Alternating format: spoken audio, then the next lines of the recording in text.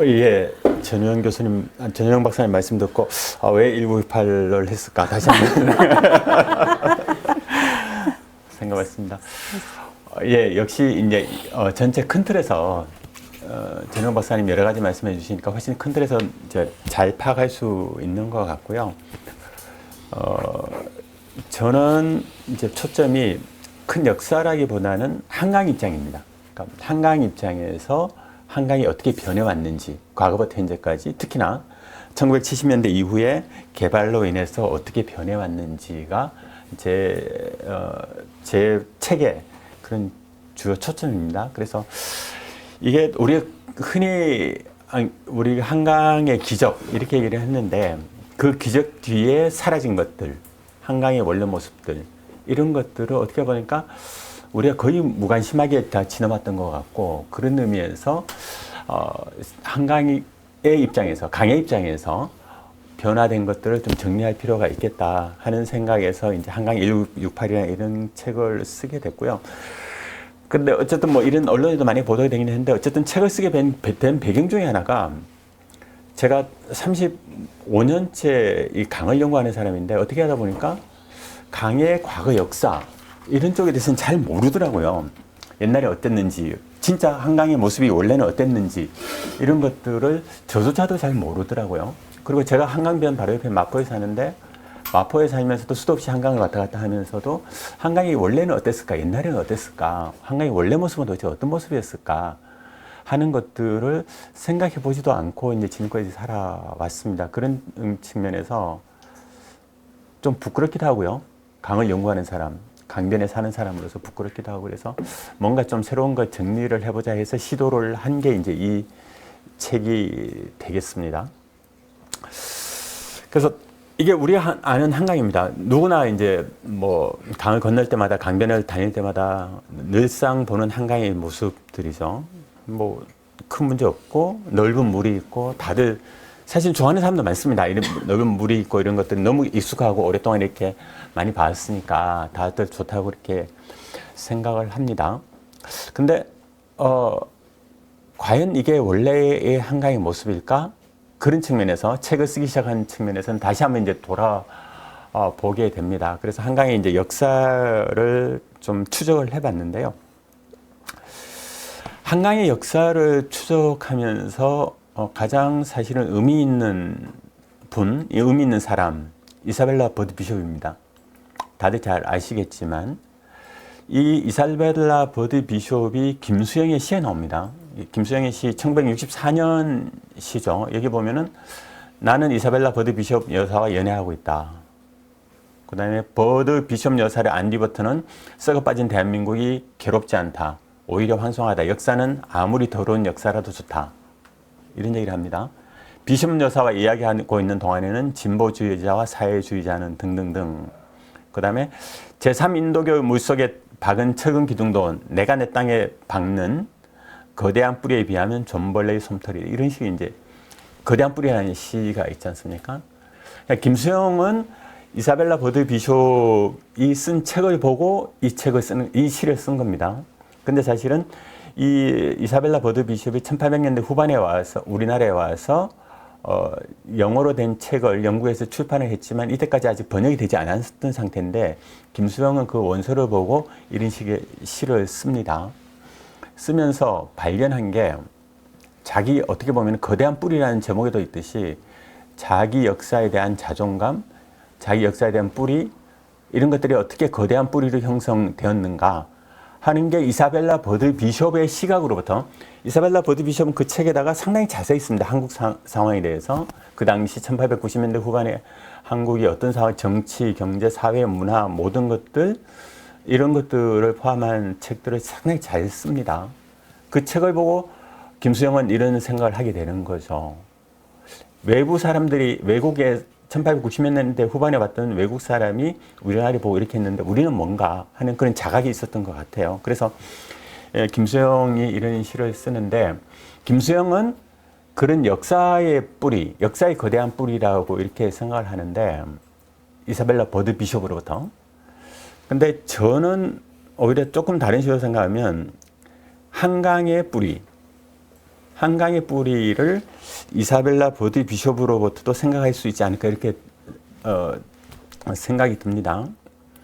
왜냐하면은 그 한국과 그 이웃 나라들 또는 조선과 그 이웃 나라들의 책의 한 챕터가 한강에 대한 얘기입니다. 한강에 대한 얘기인데 1894년에 한국에 와서 4월 달에 이사벨라 버드 비숍이 마포를 여기 보이는 작은 배를 타고 마포를 출발합니다. 마포를 출발해서 한강을 답사를 합니다. 아마 한강을 답사한 최초의 학자, 지리학자일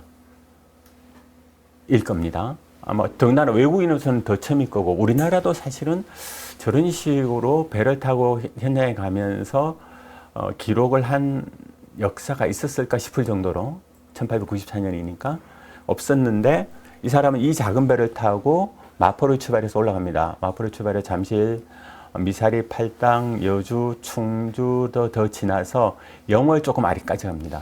배가 더 갈 수 없는 곳까지 올라갑니다. 올라가서 배가 더 못 가니까 거기서부터 다시 내려옵니다. 다시 내려와서 팔당까지 내려와서 팔당에서 다시 북한강을 타고 춘천까지 올라갑니다. 춘천까지 올라가면서 상당히 긴 여정을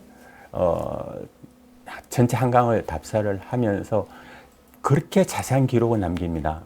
지리학자입니다. 지리학자다 보니까 어디 가니까 수심이 얼마고 어디 가니까 하상의 재료가 뭐고 모래인지 바위인지 물은 어떤지 수심은 어떤지 제방폭은 어떤지 제방 길이는 어떤지 이런 것까지 다 기록해 놓습니다. 놀라울 정도로 어떻게 측정했을까 싶을 정도로 자세한 기록들을 다 남겨둡니다. 근데 이 사람이 1831년생입니다. 1894년에 한국을 왔으니까 이미 60이 넘은 나이 영국 여성, 영국 왕립학회 최초의 여성 회원. 그러니까 그러면서 그 당시에 이미 전 세계를 상당히 많이 여행을 했습니다. 미국, 뭐 캐나다, 일본, 중국, 말레이시아, 인도 등을 수도 없는 이제 많은 나라를 여행을 하고 답사기를 써서 베스트셀러 작가이던 사람이었습니다. 그 사람이 한강을 답사를 하고 한 챕터를 한강에 대해서 쓴 기록을 합니다. 그 챕터의 제목이 금빛 모래강입니다. 한강에 대한 내용이. 그래서 그 책에 나와 있는 내용들이 이런 내용입니다. 무엇보다도 한강은 금빛 모래의 강, 넓고 빠른 물살이 흰 모래와 금빛 자갈 너머는 눈부시게 출렁이는 강, 순백색의 모래사장이 뻗어져 있고 그 아름다움이란 천국의 향기와도 같았다. 이런 기록들을 남겨놓습니다. 그 외에도 상당히 기록들이 많습니다. 많은데 이런 기록들을 남겨놓습니다.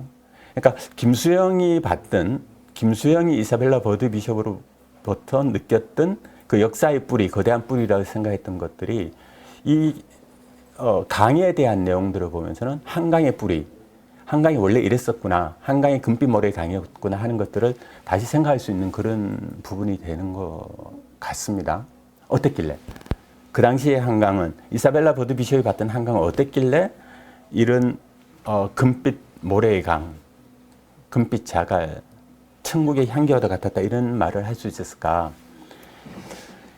이사벨라 버드 비숍도 사진을 많이 찍었다고 하는데 사실 남아있는 사진은 별로 없습니다. 거의 없고 여기 오른쪽에 보는 마포 사진만 있는데 제가 찾아보니까 1884년에 사진이 있습니다. 이 보스턴 미술관에서 보관하고 있는 사진인데 여의도입니다.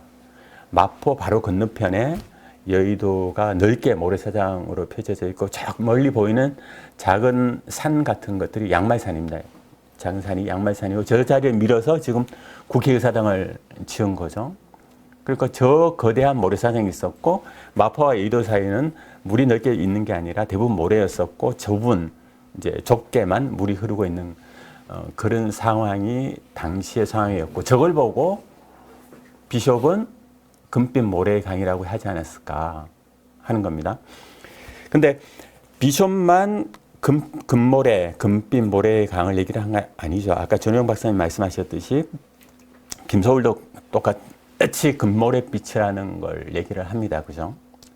그래서 제가 이걸 엄마의 누나라 시를 보면서 전용 박사님도 글 쓰신 걸 봤는데 도대체 여기에 금모래빛이라는 배경, 공간적 배경이 어디일까? 어디를 보고 도대체 금모래빛이라고 했을까? 어느 강을 보고 그랬을까? 궁금해서 좀 제가 찾아봤습니다. 찾아봤는데 김서울이 1919년 3.1운동 때까지는 평북 정주의 오산학교를 다니다가 그 이후에 학교를 다닐 수 없는 상황이 되자 서울로 오는 게 1920년대 초더라고요. 1920년대 초부터 이제 서울에 살면서 배재학당을 다니는데 이 시를 발표하게 된 게 1922년입니다. 그러니까 개벽에다가 이 시를 발표합니다. 그러면 결국 이 시를 발표할 때 당시에 살았던 곳은 서울입니다. 서울에서 아마 한강을 보지 않았을까. 시대적, 공간적 배경으로 보면 그렇게 돼서 제가 궁금증이 점점 더 늘어나서 다시 찾아봤습니다. 더 찾아봤습니다. 평북 정주는 그 당시에 어땠을까? 옛날 지도도 찾아보고 그 다음에 인공위성 최근에 인공위성 사진도 되게 잘 찾아봤습니다. 이게 평북 정주의 인공위성 최근의 사진입니다. 최근에 인공위성 사진인데 작은 강이 있습니다. 서해로 들어가는 달천강이라는 우리도 달천이 있는데 여기도 달천강이라는 강이 있어서 있는데 큰 강은 아닙니다. 조그만 강이고 작은 강이 들어와서 서해로 가는 그런 강이고 위쪽에 보면 이제 정주 시내가 있고 오산학교가 지금도 남아 있더라고요. 위성 사진에서 확인이 됩니다. 이 학교 모습이 그대로 남아 있고요. 근데 시내에 봐도 또 오산학교라는 게 또 있어요. 정주 시내에 봐도 또 있긴 한데 원래 1930년대, 20년대 있었던 오산학교 건물 유사한 것들이 인공위성 사진은 지금도 그대로 남아 있습니다. 그래서 근데 어쨌든 여기에서 봐서 큰 금모래빛이라고 얘기할 수 있는 모래사장의 모습들은 사실은 그렇게 많지는 않습니다. 그 옆에 동네에 원래 오래 살았는데 곽산이란 바로 옆에 이제 도시에도 살았는데 거기를 봐도 사실은 큰 강이나 뭐 이런 것들은 없습니다. 그래서 아마도 김소월이 봤던 강은 이런 강이 아니었을까.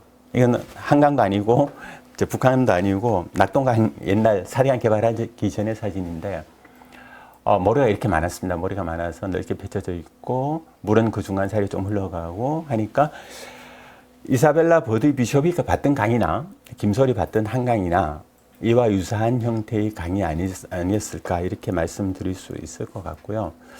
1925년 을충년 대홍수 이후에 일제가 한강을 정비하기 위해서 이렇게 계획을 세웁니다. 그래서 여러 군데에 붉은 선으로 되어 있는 제방 계획을 이렇게 수립을 합니다. 그래서 이때부터 본격화해서 제방을 만들고 1935년 되면 구체적으로 실행을 합니다. 29년, 35년 사이에 뭐 이런 실행을 하는데, 근데 어쨌든 이때까지는 보면은 한강의 원래 모습이 그대로 있습니다. 임진강과 한강이 만나는 곳에 보면은 여러 섬들도 많이 있고요. 위로 쭉 상류로 올라오면 일산 지역에도 섬이 보이고 뭐 난지도, 여의도 쭉 올라가면서 잠실의 섬, 미사리의 섬 이런 것들이 쭉 이제 계속 나타나 있는 그런 모습들을 보였습니다. 이때까지도 거의 변화가 되지 않는, 개발되지 않는 그런 일부 제방이 쌓여지긴 했지만 변화가 되지 않은 그런 모습입니다. 1945년 하고 1950년의 한강 사진입니다. 이게 미 공군이 찍은 사진인데 이 사진들이 남아 있습니다. 거의 이제 원형이 비슷한 유사한 이런 모습들이 남아 있는데 이때 이 사진들에서 봐도 크게 개발되었거나 일부 제방이 있는 곳이 있지만 많은 이제 지금 같은 큰 개발이 되지는 않은 그런 상황이었습니다. 그래서 제가 보고 싶었던 거는 원래 한강의 모습이 어땠을까? 글이 아니라 사진으로. 눈으로 확인할 수 있는 팩트로 확인할 수 있는 사진은 강의 모습은 어떤 모습일까? 그게 사실 제일 궁금했습니다. 원형의 강의 모습은 어떻을까?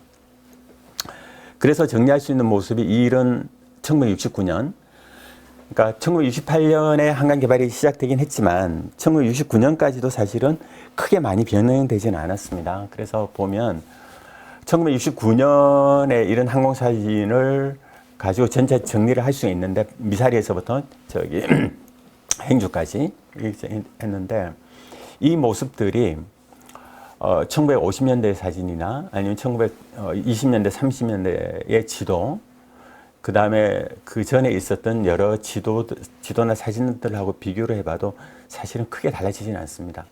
일부 개발이 돼서 제방이 쌓여진 부분들은 분명히 있습니다만 크게 외형적으로 변하지는 않습니다. 그래서 거의 원형에 가까운 모습이라고 말씀드릴 수 있을 것 같고, 지금 2020년하고 비교하면 전혀 다른 강이죠. 지금은 섬들이 없고 하폭이 일정하고 전체 물이 넓은 그런 공간인데 1969년에 보면은 많은 섬들이 있고 수면폭이 일정하지 않습니다. 이 수면폭이 일정하지 않고 모래가 이제 상당히 많은 그런 강들이 유지가 돼서 1969년하고 2020년에 비교했을 때 과연 이걸 같은 강으로 볼 수 있을까 싶을 정도로 강의 형태학적으로는 그 정도의 큰 변화를 이제 겪게 됩니다. 겪게 되는데, 근데 이 강이 언제 이렇게 바뀌게 됐을까? 물론 당연히 69년과 2020년 사이겠죠. 근데 우리 이제 대부분 생각하면 한강 종합개발에 얘기하면 1980년대 전두환 때 한강 종합개발에 생각하는데, 실제로는 한강 종합개발 이전에 이미 70년대에 강은 완전히 달라집니다. 그러니까 위의 사진이 1978년인데 78년에 이미 강은 지금 형태와 비슷하게 완전히 바뀝니다. 그러니까 외형적인 모습이 바뀐 거는 이미 70년대 초에 이제 완전히 바뀌어서 지금과 유사한 형태가 되는데, 지도에서도 확인이 됩니다. 그러니까 63년이나 69년에 이제 한강 지도를 보면 거의 유사합니다. 별로 달라지지 않습니다. 과거와. 근데 75년의 지도를 보면 완전히 달라집니다. 그러니까 이 가장 급격하게 많이 변화가 된 시기는 1969년에서 75년 그 사이, 불과 5, 6년 사이에 한강이 전혀 다른 형태의 강이 됩니다. 왜? 어떻게 해서? 이것 때문에 그렇습니다. 준설입니다. 여의도인데요. 여의도 시범 아파트 좀 보이고 건너편이 이제 저 용산 마포 쪽이고, 이런 거대한 모래사장이 있었는데 이걸 준설을 합니다. 1975년 4월 13일 이렇게 많이 준설을 해냅니다. 저 전체가 있는 모래사장이 있었는데 그걸 다 긁어내면서 이런 형태의 강이 만들어지는 겁니다. 변형돼 가는 거죠. 그래서 여기 여의도만 그렇게 변형되는 것이 아니라 한강이 준설되지 않은 곳이 없습니다. 그러니까 난지도에서부터 미사리까지, 미사리는 그 이후에 좀 준설되지만 70년대에 이미 난지도, 선유도, 여의도, 동부 이천동, 반포, 압구정, 잠실, 왕숙천 앞까지 전체 거의 다 준설됩니다. 어마어마하게 많이 준설이 돼서 전체 준설된 면적이 여의도 면적이 한 9배 정도 됩니다. 광활한 면적이 준설이 되고, 다 이제 그게 건설 자재로 다 쓰이는 거죠. 골재로 쓰이는 거고.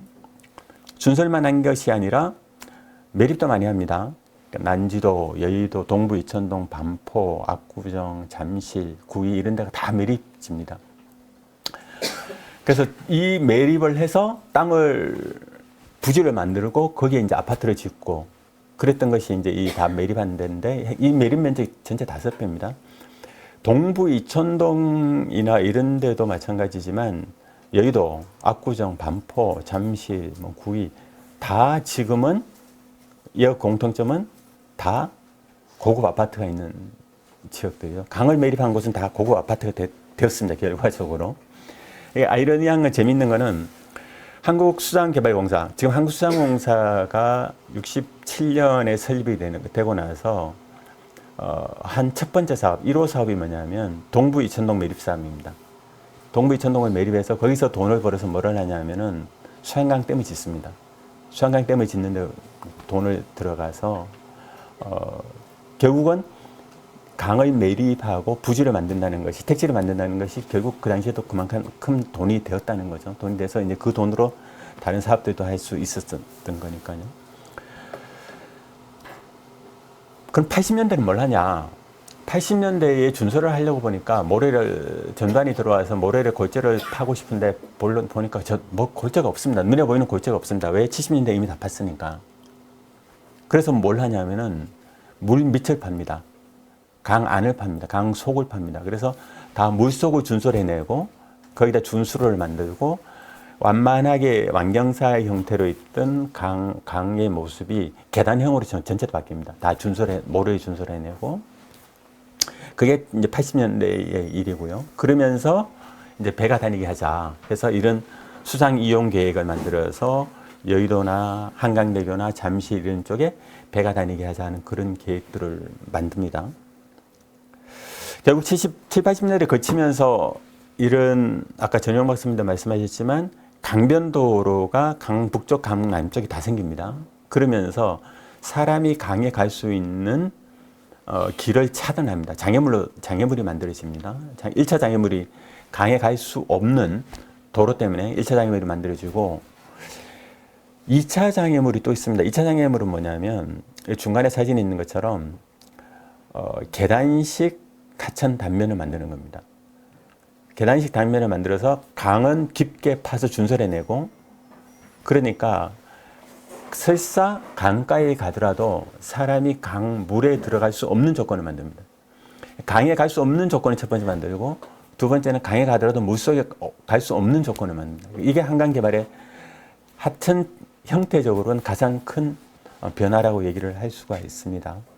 그리고 지금 뭐 한강버스 많이 얘기를 하지만 출퇴근용 유람선 운항을 개시를 시작한 게 1989년입니다. 이미 저 때부터 시도를 합니다. 시도를 했는데 다 실패하죠, 사실은. 실패하고. 그래서 한강 개발을, 80년대 한강 개발을 하면서 주로 했던 것들이 대규모 준설입니다. 물속의 대규모 준설, 그 다음에 보를 막는 거였습니다. 신곡수중부하고 잠시수중부 두 개를 막는 거였는데, 그게 정확하게 4대강 사업하고 사실은 일치합니다. 사업 목적, 사업 내용, 준설, 사업 기간, 뭐 사업 후에 나타난 영향, 이런 것까지 거의 대부분 대동소이합니다. 큰 차이 없습니다. 더군다나 한강 종합 개발할 때 여의도 공구, 3거 공구를 담당했던 거는 현대건설이고요. 그 당시에 현대건설 사장이 이명박이었습니다. 근데 사대강 살리기 사업을 한 장본인도 이명박 전 대통령이죠. 한강에 80년대 한강 종합 개발의 경험이 없었다면 과연 4대강 사업까지 갈 수 있었을까 하는 것도 생각하게 됩니다. 그런 경험이 없었으면 그렇게 강하게 밀어붙일 수 있었을까 하는 그런 의심까지도 듭니다.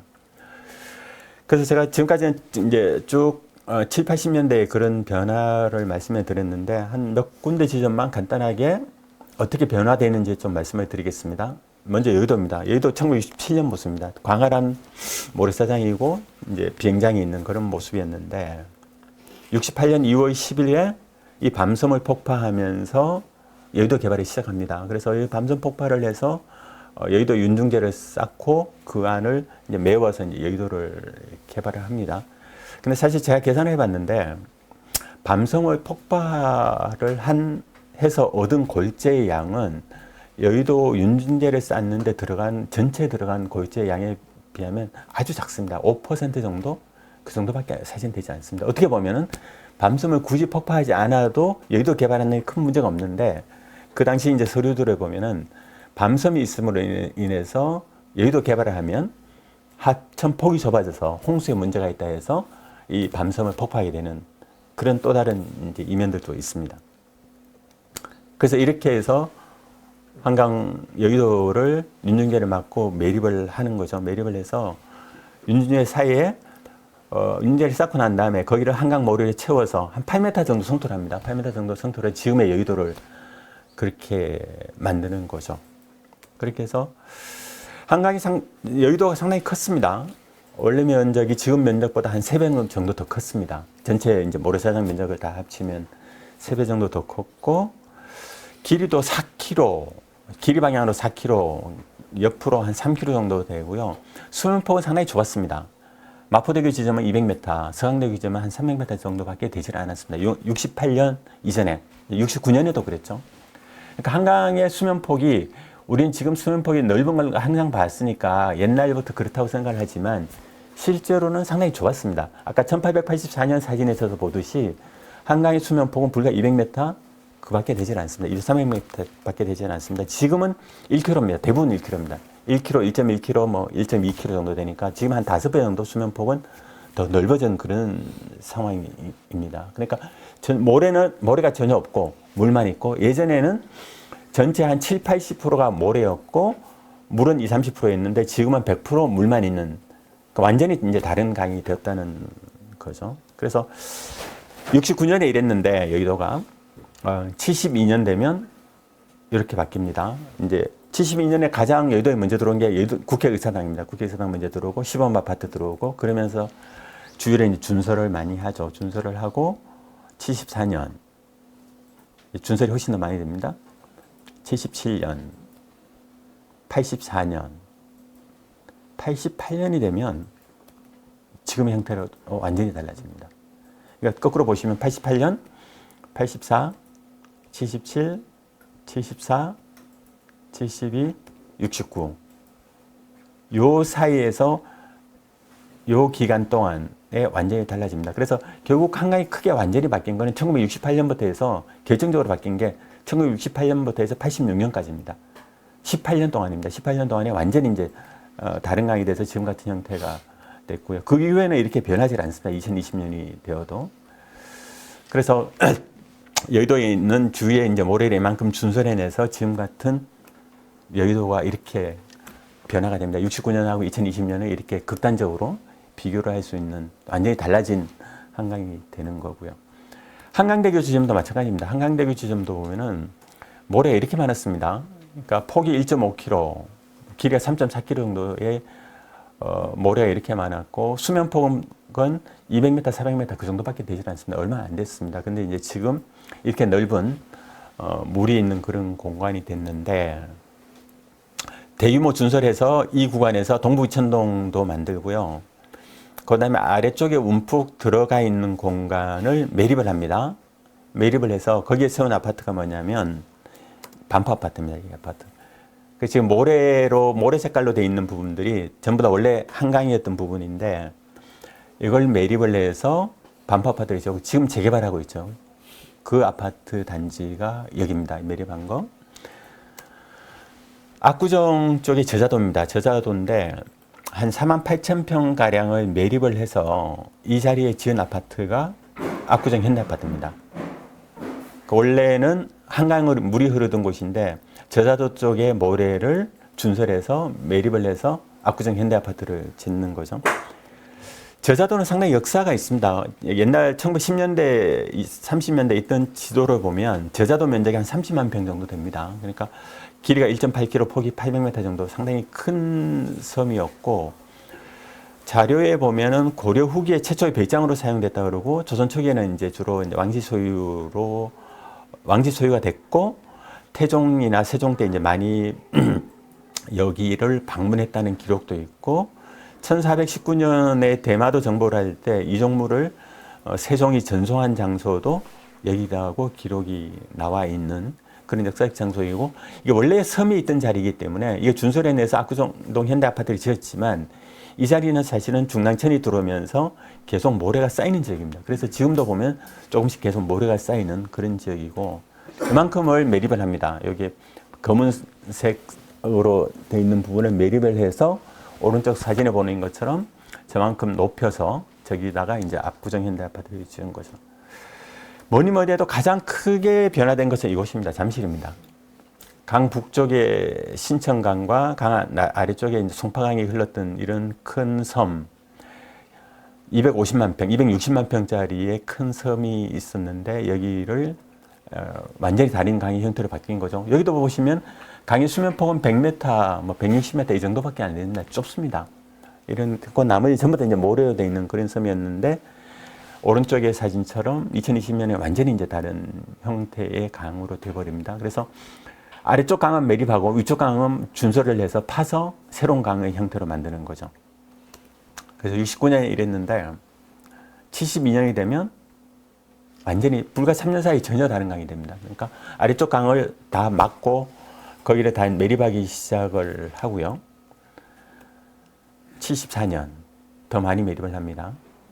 77년이 되면 여기 위쪽에 구이지구도 매립을 하고요. 남쪽에 남아있는 부분이 석촌호수에 남아있고 나머지는 전부 다 매립이 됩니다. 결국 남쪽에는 송파강을 다 매립하고 남은 곳이 이제 이런 석촌호수고 그 다음에 위쪽에 원래 강이 흐르던 자리를 매립해서 만든 병원이 지금 아산병원이죠. 아산병원 자리도 원래 이제 한강이 흐르던 그런 자리인 거고요. 84년, 88년. 88년이 되면 완전히 달라집니다. 그러니까 그 전에 이런 모습들은 급격하게 이제 변화되는 모습인데 88년 이후로는 지금까지 변화가 없이 이렇게 유지가 됩니다. 이래서 위쪽은 준설해내고 아래쪽은 매립해서 지금 같은 형태를 만듭니다. 그래서 우리 싱크홀, 땅꺼짐 얘기 많이 하는데 여러 가지 원인들이 있습니다. 하수도, 뭐 상수도 이런 원인들이 많이 있는데 원인 불명인 지역이 가장 많은 곳이 송파입니다. 그러니까 매립한 지역의 발생할 수밖에 없는 그런 특성이 있는 것 같습니다.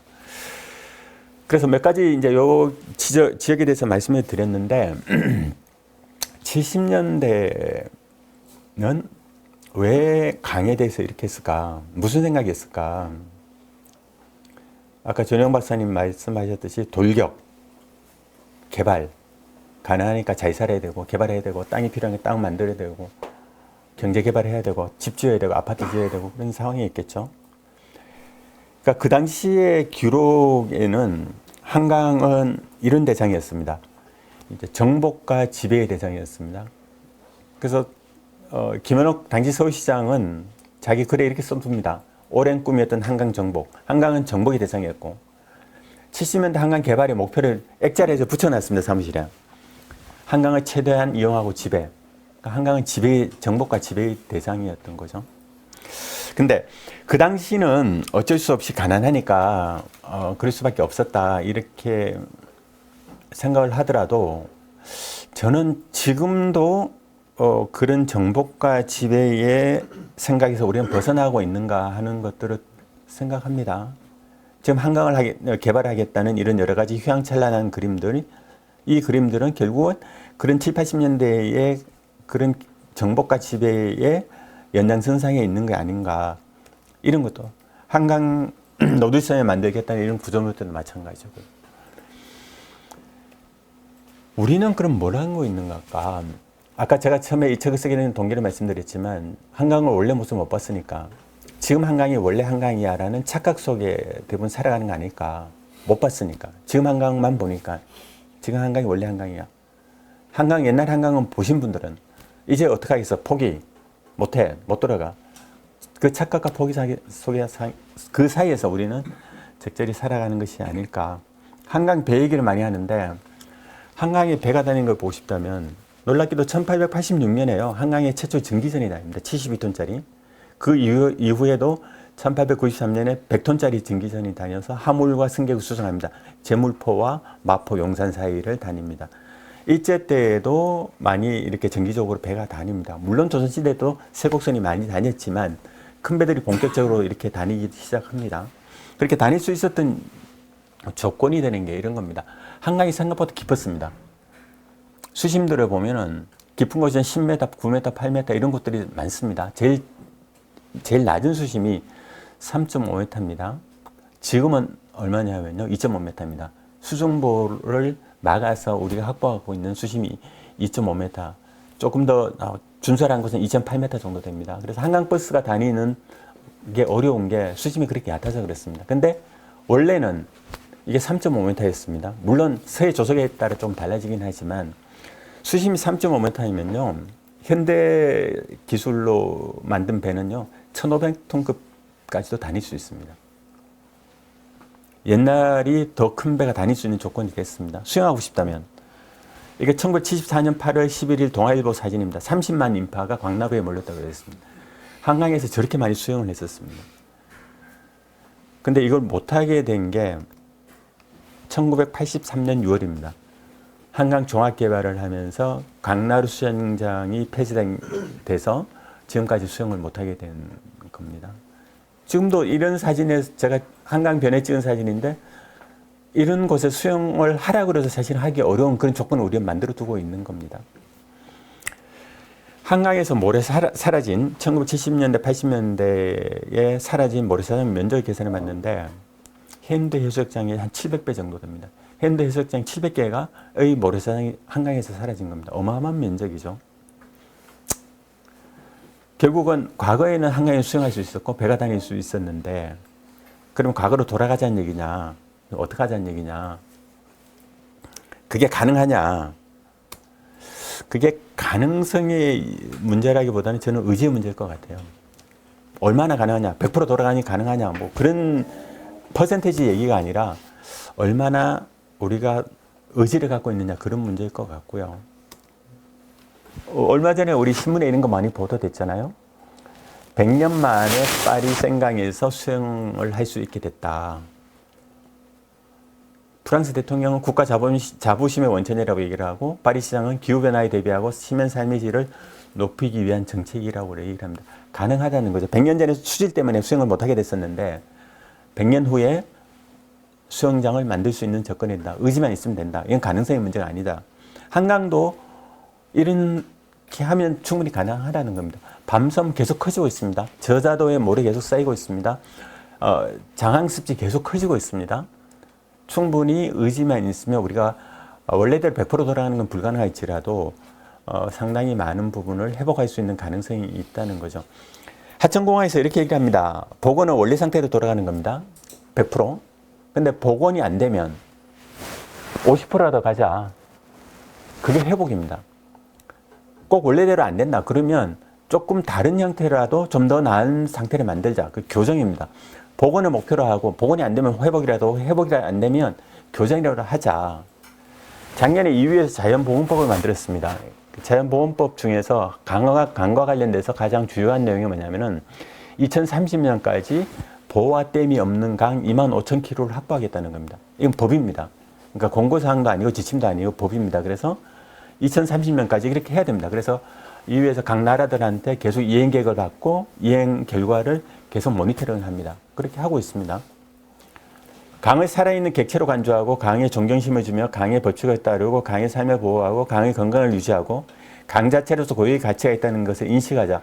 리버 에틱스 강윤리입니다. 놀랍게도 이 강윤리를 가장 선도적으로 주창하고 만들어 가고 있는 나라가 어디냐 하면 중국입니다.